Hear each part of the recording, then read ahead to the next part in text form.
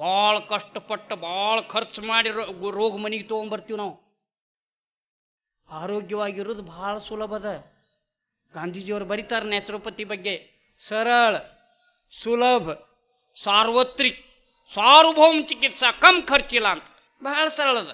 ನಮಗೇನೇನು ಬೇಕ್ರಿ, ನಮ್ಮ ಅವಶ್ಯಕತೆಗಳು ಏನೇನೋ, ನಮ್ಮ ಶರೀರದ ಅವಶ್ಯಕತೆಗಳೇನೋ, ಪಂಚಭೂತಗಳಿಂದ ಆದಂಥ ಈ ಶರೀರಕ್ಕೆ ಮೊಟ್ಟ ಮೊದಲನೇ ಅವಶ್ಯಕತೆ ಯಾವುದ್ರಿ ಅಂದ್ರೆ ಆಕಾಶ ತತ್ವ.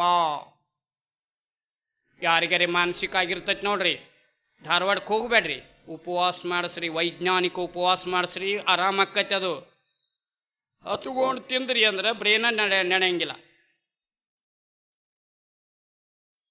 ಅದಕ್ಕೆ ಆಕಾಶ ತತ್ವ ಅಂದ್ರೆ ಏನ್ರಿ, ನಮ್ಮ ಎರಡು ಜೀವಕೋಶಗಳ ಮಧ್ಯ ಖಾಲಿ ಜಾಗ ಇರ್ತದೆ. ಅದು ಖಾಲಿ ಜಾಗ ಇದ್ರನ್ನ ಹಸಿವಾಕತ್. ಮತ್ತು ಆ ಡೆಡ್ ಸೆಲ್ಸ್ ಎಲ್ಲ ಅದ್ರ ಮೂಲಕ ಹೊರಗೆ ಬರ್ಲಕ್ಕೆ ಸಾಧ್ಯ ಆಕತ್. ಅದು ಇರಲಿಲ್ಲ, ಖಾಲಿ ಜಾಗ ಇರಲಿಲ್ಲ ಅಂದ್ರೆ ತಪ್ಪು ಆಹಾರ ವಿಹಾರ ಅನೇಕ ಇದರಿಂದ ಅದು ಇರಲಿಲ್ಲ ಅಂದ್ರೆ ಏನಾಕದ, ಅಲ್ಲಿ ಟಾಕ್ಸಿನ್ ಎಲ್ಲ ಸಂಗ್ರಹ ಆಗ್ಲತ್ತ. ಅವು ಡೆಡ್ ಸೆಲ್ಸ್ ಹೊರಗೆ ಹೋಗಂಗಿಲ್ಲ, ಇದನ್ನಾಗಂಗಿಲ್ಲ. ಅಲ್ಲಿ accumulation of foreign matter in the body is the disease.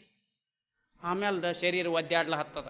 ಈ 4 ರಸ್ತಾಲೆ ಏನು ಹೋಗ್ತಿರ್ತಾವಲ್ಲ, ಉಳಿತು ಹೊಲಸ ಸಂಗ್ರಹ ಆತು ಅಂದ್ರೆ 5ನೇ ರಸ್ತಾಲೆ ಹೊರಗೆ ಹಾಕ್ತಿರ್ತದ, ರೋಗ ಅಂತೀವಿ ಅದಕ್ಕೆ ನಾವು. ಕೆಮ್ಮ, ನೆಗಡಿ, ಜ್ವರ, ಡಿಸೆಂಟ್ರಿ, ಅಭೇದಿ ಇಂಥವೆಲ್ಲ ಕುರಾಗಿ ಇದನ್ನಾಗಿ ಗುಳ್ಳೆಯಾಗಿ ಏನಾರೇ ಒಟ್ಟು ಯಾವುದಾರೇ ರಸ್ತಾಲೆ ಹೊರಗೆ ಹಾಕ್ತಿರ್ತದೆ. ಆವಾಗ ಮತ್ತೆ ಔಷಧ ತೊಗೊಂಡಿವಿ ಅಂದ್ರೆ ಅದು ಕ್ರಾನಿಕ್ ಆಕತ್. ನೆಗಡಿ ನೀವು ಇದನ್ನು ಮಾಡಿದ್ರಿ ಅಂತಂದ್ರೆ ಮುಂದೆ ಸೈನಸ್ ಆಕತ್. ಕೆಮ್ಮ ನೀವು ಗುಳಿಗೆ ಔಷಧ ತೊಗೊಂಡ್ರಿ ಅಂದ್ರೆ ಕಫ ಒಣಗಿಕೊಂಡಿರ್ತದ, ಅಸ್ತಮಾ ಆಕತ್.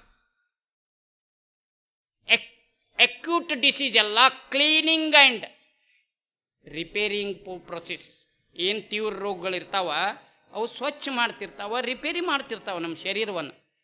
ಒಳ್ಳೆ ಆರೋಗ್ಯವನ್ನು ಕೊಡಲಿಕ್ಕೆ ನಿರಂತರವಾಗಿ tremendous healing power is there in everybody. One should know how to get it. The man unknown. ಅದ್ಭುತವಾದಂಥ ಶಕ್ತಿ ಅದ. ಒಳಗಿನ ಡಾಕ್ಟರ್ನ ನಾವು ನೋಡೇ ಇಲ್ಲ. ಒಂದು ಅದ್ಭುತವಾದಂಥ ಪ್ರಾಣ ಶಕ್ತಿ ಅದ. ಭಗವದ್ಗೀತಾದಾಗಲಿ ಶರಣರಾಗಲಿ ಅದನ್ನು ಅದ್ರ ಬಗ್ಗೆ ಹೇಳ್ತಾರೆ. ಅದಕ್ಕೆ ನಾವು ವೈಟಾಲಿಟಿ, ಇಮ್ಯುನಿಟಿ, ರೋಗ ಪ್ರತಿರೋಧಕ ಶಕ್ತಿ, ಪ್ರಾಣಶಕ್ತಿ ಅಂತೀವಿ. ಏನು ಓತಪ್ರೋತವಾಗಿ ಸೂರ್ಯ ಚಂದ್ರ ಇದೆಲ್ಲವನ್ನೂ ನಡೆಸಿಕೊಂಡು ಹೋಗುವಂಥ ಶಕ್ತಿ, ಉತ್ಪತ್ತಿ ಸ್ಥಿತಿ ಲಯ ಇವತ್ತನ್ನೆಲ್ಲ ಮಾಡುವಂಥ ಶಕ್ತಿ ಒಳಗೂ ಸಹಿತ ಪಚನ ಪೋಷಣ ನಿಷ್ಕಾಶನ ಒಳಗೂ ಉತ್ಪತ್ತಿ ಸ್ಥಿತಿ ಲಯ ಮಾಡುವಂಥದ್ದು ಅದೇ ಪ್ರಾಣಶಕ್ತಿ. ಅದನ್ನು ನಾವು ಚೆನ್ನಾಗಿ ಇದನ್ನು ಮಾಡಬೇಕು. ಆ ಪ್ರಾಣಶಕ್ತಿ ಎದರಿಂದ ನಮಗೆ ಸಿಗ್ತಿರ್ತದೆ? ಆಕಾಶ ತತ್ವದಿಂದ. ಮೊದಲನೇ ಮುಖ್ಯವಾದಂಥ ಇದನ್ನೇನ್ರಿ? ಆಕಾಶ ತತ್ವ. ಖಾಲಿ ಜಾಗ ಒಳಗಿತ್ತು ಅಂತಂದ್ರೆ ಇದ್ರ ಒಳಗಿರುವಂಥ ಖಾಲಿ ಜಾಗಕ್ಕೆ ಘಟಾಕಾಶ ಅಂತಾರೆ, ಇದಕ್ಕೆ ಮಠಾಕಾಶ ಅಂತಾರ, ಹೊರಗಿಂದಕ್ಕೆ ಮಹಾಕಾಶ ಅಂತಾರೆ. ಸ್ಥಾನ ಭೇದ ಅಷ್ಟೆ. ಘಟಾಕಾಶ, ಮಠಾಕಾಶ, ಮಹಾಕಾಶ. ಆಕಾಶ ಎಲ್ಲೈತೆ ಅಂದ್ರೆ ಮ್ಯಾಲೆ ತೋರಿಸ್ರ ರಾಂಗ್. ಘಟಾಕಾಶ, ಮಠಾಕಾಶ, ಮಹಾಕಾಶ. ಆಕಾಶ ತತ್ವ ಇದ್ರನ ಭಾಳ ಸಂಕ್ಷಿಪ್ತಾಗಿ ಹೇಳ್ತೀನಿ ನಾನು. ಆಮೇಲೆ ವಾಯು ತತ್ವ. ವಾಯುದಾಗ ಪ್ರಾಣ ಇರ್ತದ, ಚೈತನ್ಯ ಇರ್ತದ, ಇದನ್ನು ಸಿಗ್ತದೆ ಕಾಸ್ಮಿಕ್. ಇದನ್ನು ಶುದ್ಧವಾದಾಗ ನೀವು ಇದನ್ನು ಬಂದ್ರಿ ಅಂತಂದ್ರೆ ಬರೀ ಪ್ರಾಣ ಇದನ್ನಷ್ಟ ಅಲ್ಲ, ಅದ್ರಾಗ ಕಾಸ್ಮಿಕ್ ಎನರ್ಜಿನೂ ನಮಗೆ ಸಿಗ್ತಿರ್ತದೆ. ನೀರ್ಗೆ ಇದನ್ನು ತೊಗೊಳ್ಳೋಣ, ಎಷ್ಟು ಆನಂದ ಅನಿಸ್ತದೆ. ಏಕ ಹವಾ ಸೌದವ.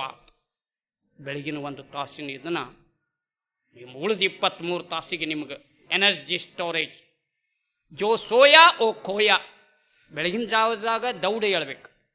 10 ಎದ್ದು ವಾಕಿಂಗ್ 2 ಕಿಲೋಮೀಟ್ರ್ ಹೋಗಿ 2 ಕಿಲೋಮೀಟ್ರ್ ಬಂದು ಬಿಟ್ರೆ, ಬ್ರಿಸ್ಟ್ ವಾಕ್, ಸ್ಲೋ ರನ್ ಯಾವುದಾರೆ ಇದನ್ನು ಮಾಡಿ ಬಂದು ಬಿಟ್ರೆ ಏಕ ಹವಾ ಸೌದವ.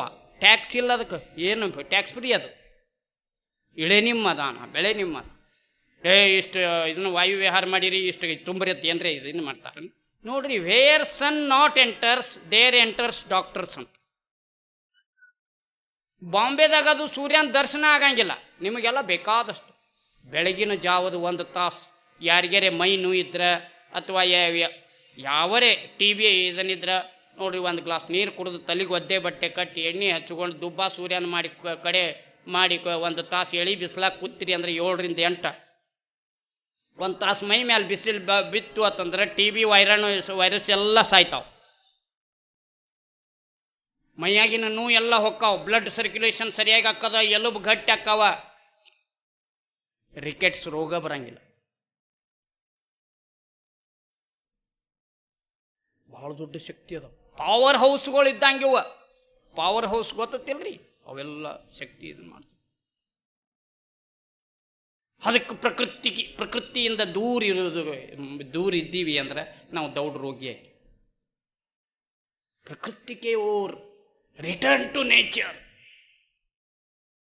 ಪ್ರಕೃತಿಯ ಮಡಿಲಲ್ಲಿ.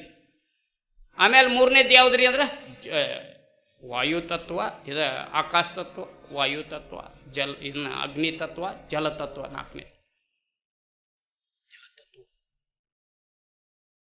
ಹಿಂಗೆ ಪಂಚಭೂತಗಳ ನಮಗೆ ಸಮತೋಲನ ಇತ್ತು ಅಂತಂದ್ರೆ ನಮಗೆ ರೋಗ ಬರಂಗಿಲ್ಲ. ಈ ಪಂಚಭೂತಗಳು ಒಳಗೊಂದು ಆತ್ಮ ಒಂದು ಇರ್ತದಲ್ಲ, ಆರೂ ಯೋಗ್ಯ ಇದ್ರೆ ಆರೋಗ್ಯ.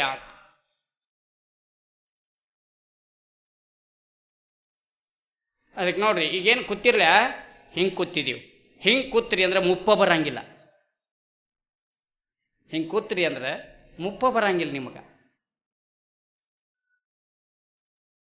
ಅದಕ್ಕೆ ನೋಡ್ರಿ ಇಂಥವೆಲ್ಲ ನೋಡ್ರಿ, ಇದಕ್ಕೆ ಕಾಫ್ ಮಸಲ್ ಅಂತಾರೆ.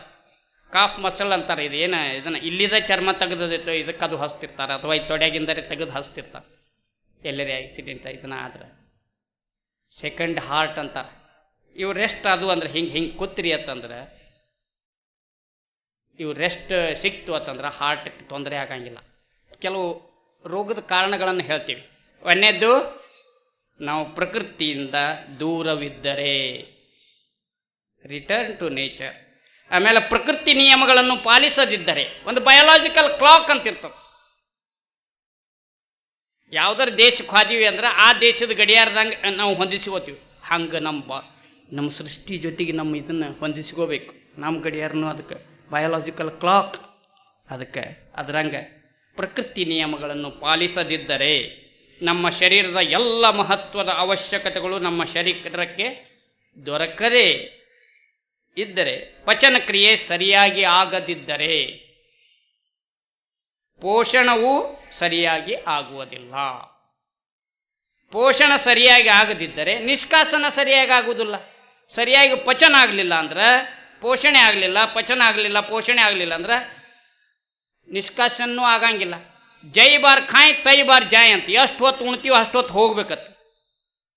2 ದಿವಸಕ್ಕೊಮ್ಮೆ ಹೋಗೋರದಾರ, ಚಹಾ ಕುಡ್ದಾಗ ಹೋಗೋರದಾರ, ಬಿಡಿ ಸೇದ್ದಾಗ ಒಬ್ಬೊಬ್ರಿಗೆ ಇದನ್ನು ಬರ್ತಿರ್ತದೆ. Constipation is the root cause for all the diseases. ಯಾವ್ದು ನೋಡಿದ ಕೂಡಲೇ ಗ್ರಹಣ ಅನ್ನಿಸ್ತಿರ್ತದ, ಅದು ಒಳಗೂ ಉಳಿತು ಅಂತಂದ್ರೆ. Every man carries 2 kg of foreign matter with his weight ಅಂತ. ಎಲ್ಲರೂ 2 ಕಿಲೋ ಸಂಡಾಸ್ ಹೊತ್ಕೊಂಡ ತಿರುಗಾಡ್ತೀವತ್ತು. ದೊಡ್ಡ ಮಲಾಶಯ ಅಂತಿರ್ತದ ನಮ್ಮಲ್ಲಿ, ದೊಡ್ಡ ಕರುಳು ಮಲಾಶಯನ ಅಂತಾರೆ, ಮಲ ಸಂಗ್ರಹ ಇರ್ತದೆ. ಅದಕ್ಕೆ ನೋಡಿ ಕ್ಲೀನ್ ಸ್ವಚ್ಛ ಆಗ. ಯಾವಾಗ ಹಾಕದ ನೀವು ಬಿಸ್ಕಿಟ ಬ್ರೆಡ್ ಇವು ಕೊಡಲಿಲ್ಲ ಅಂದ್ರೆ ಮಕ್ಕಳಿಗೆ ಮೈದಾ ಬೇಸನ್ನು ಇಂಥವು ಉಪ್ಪು ಸಕ್ಕರೆ ಭಾಳ ಕಡಿಮೆ ಉಪಯೋಗ ಮಾಡಿ. ಕಿಡ್ನಿಗೆ ಮತ್ತು ಇದಕ್ಕೆ ಈ ಕ್ರಿಸ್ಟಲ್ ಸಾಲ್ಟ, ಕ್ರಿಸ್ಟಲ್ ಶುಗರ ನಮ್ಮ ದೇಹಕ್ಕೆ ಅವಶ್ಯಕತೆ ಇಲ್ಲ. ನೋಡ್ರಿ, ತರಕಾರಿಗಳನ್ನು ಹೋಡ್ರಿ ಅಂದ್ರೆ ಅದು ಕಪ್ಪಾಕದ, ಕಬ್ಬಿಣ ಐತೆ ಅದ್ರಾಗ. ಈ ಸಾಲ್ಟ್, ಈ ಮಿನರಲ್ಗಳು ನಮ್ಮ ಅವಶ್ಯಕತೆ.